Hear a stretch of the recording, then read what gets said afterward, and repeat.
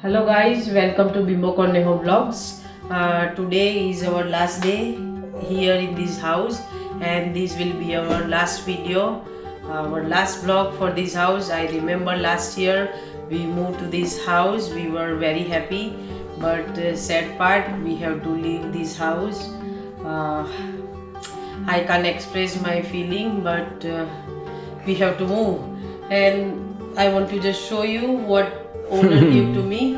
I'm handing back to him. This was very beautiful place for us. We have very nice moment. It's a nice birthday celebration.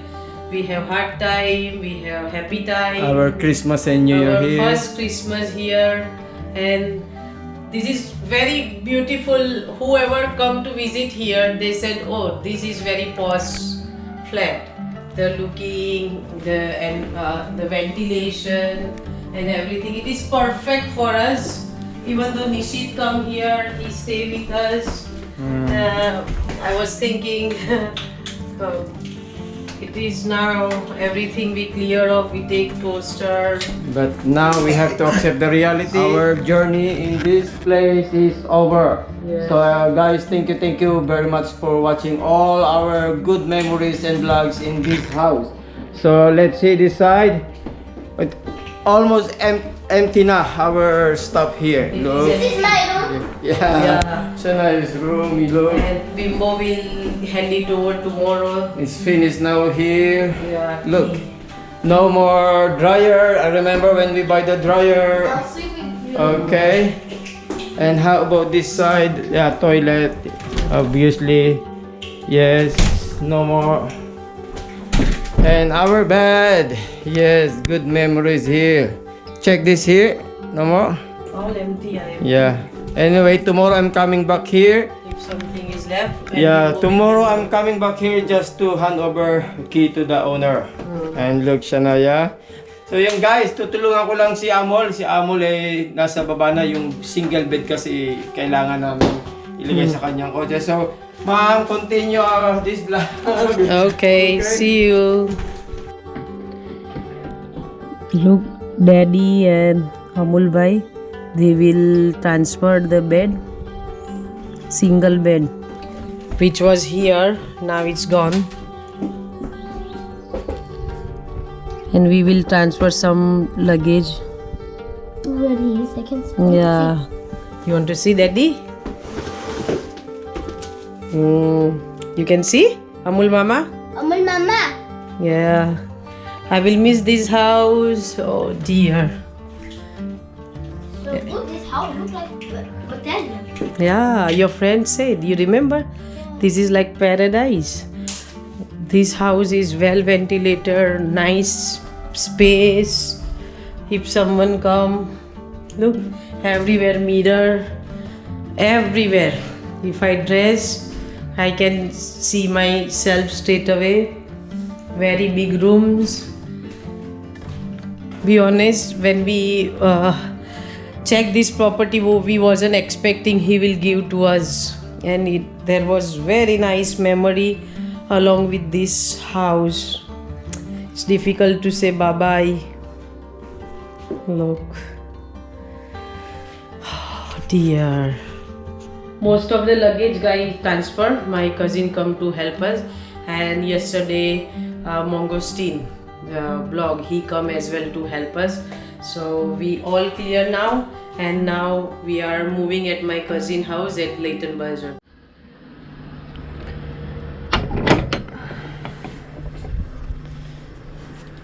Here guys, dito namin temporary nilagay yung aming mga gamit. Yan ang scooter ni Shania, ang kanyang small bike, hindi pa masyadong magagamit ngayon. Ang heater for winter, sampayan. Buti na lang mayroong garahe ang pinsan ni Shama. So yan, lahat ng gamit namin ay dito muna, pansamantala. So, kettle, toaster, microwave, ito ang aming dryer. So, another heater for winter. And ito yung bed na binili namin. So yan pa, marami pa dito. So kailan kaya uli magkakaroon kami ng accommodation dito sa UK? Talagang nakaka-miss din ang merong proper, sarili kang tinutuluyan. Mahirap din kasi makituloy eh. Anyway, mababait naman yung relative ni Shama. Welcome na welcome kami dito. Pero hopefully makamove na kami sa aming panibagong shelter accommodation para si Shania mailipat na rin namin ng school. Para tuloy-tuloy na. Mahirap din kasi yung pabago-bago ng school. So hindi muna namin siya ililipat ng school dito sa Leighton Buzzard kasi baka lumipat din kami. Naghahanap kami ngayon sa Watford, dito rin sa Leighton Buzzard. Kung may makikita kami dito sa Leighton Buzzard, eh dito na lang kami. Kaya lang wala pa rin eh. So yun lang guys, pinakita ko lang sa inyo kung saan namin dinala yung aming mga gamit. So yan guys, ito yung aming temporary room here sa Leighton Buzzard. So okay naman siya, malaki siya sa aming tatlo. Ayan, so Nina, wait. Sit down there. Okay, medyo gutom si Nina.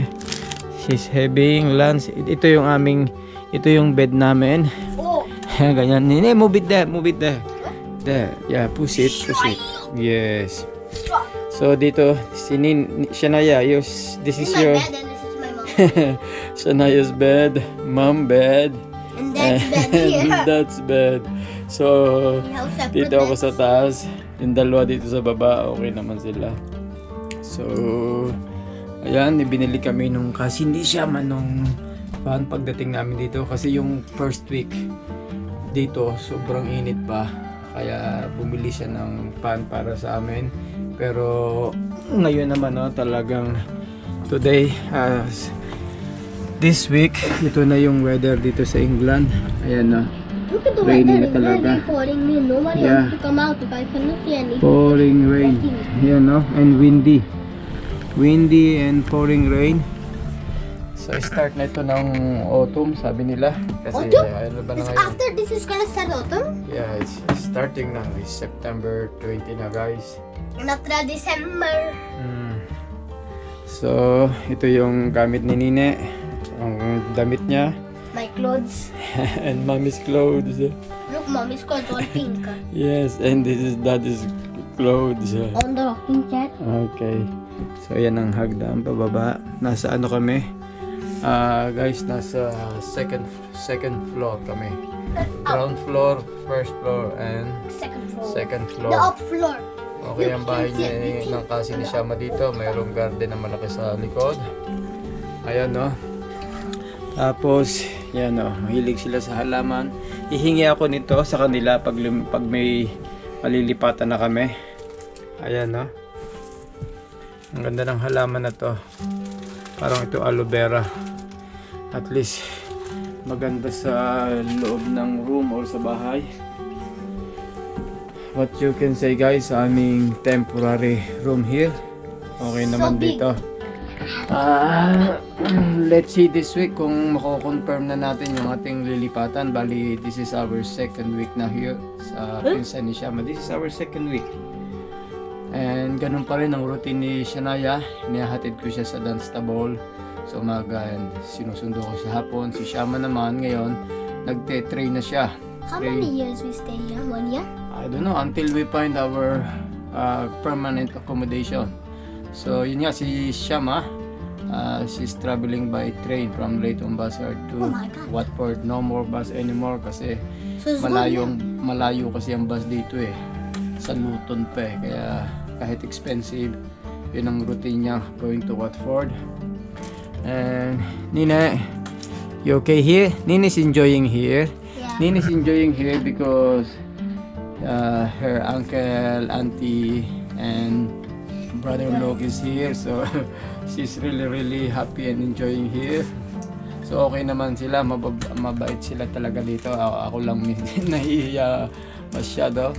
So sila na lahat ang bahala sa food And pag si Shama nandito, day off, siya man nagluluto. Ayun, ang tulong ko lang sa kanila dito, nagtatidy up ako dito, naghuhuber ako ng bahay. And sometimes tinutulungan ko si Amol pagka may konting grocery. And sa garden, minsan nagtatidy up ako sa garden, dun sa likod ng garden dito. So pag nagkaroon na kami ng permanent naming accommodation, sana, pero until now, let's see. Continuous pa rin ang aming viewing, contact ng mga available na to let na property, pero hintay-hintay pa rin. Si Shama ay may trabaho today and tomorrow. She's coming here na malapit lang dito. It's very near the train station here. Siguro mga mga 5 minutes drive. Sinusundo ko siya sa gabi, mga 9 o'clock na rin siya nakakarating. And sa umaga, hindi na rin siya masyadong maagang gumising kasi 7 o'clock ang schedule ng train niya going to Watford. Okay lang sana din dito kami sa Leighton Buzzard makakita ng bahay kahit medyo expensive kasi nga may train. Ang problema lang dito pagka strike ang train, so medyo yun ang medyo mahirap. Magta-travel ka pa sa Luton para mag-bus, or kung available ako, ihahatid ko siya sa Watford. May advantage talaga pagka may kamag-anak ka sa abroad. At least may pagka no choice na talaga, may problema, mayroon ka talagang temporary na matitirhan. Kasi sa totoo lang, kung hindi kami, kasi dun sa mga pala nagko-comment na bakit hindi nala kayo humingi ng advice sa council o yung concern sa council o mag-apply ng yung sa section 21 sa mga eviction. Pwede naman kung talagang walang-wala, ganun ang gagawin namin mag-i-stay kami doon hanggang sa maibig kami ng korte, o kung mag-apply ang landlord ng eviction, kasi nga saan kami titira, hindi naman po pwede sa kalsada, may bata.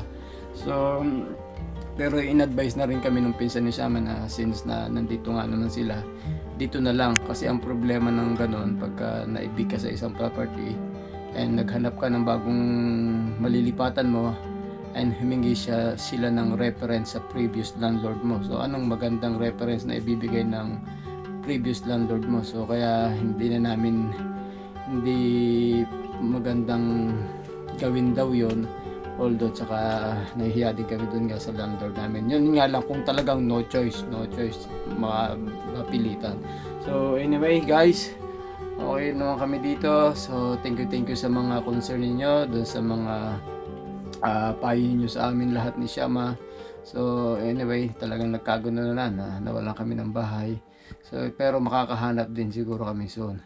Okay guys, thank you for watching Bimpono Vlogs. Please like, share and subscribe. Thank you, bye bye.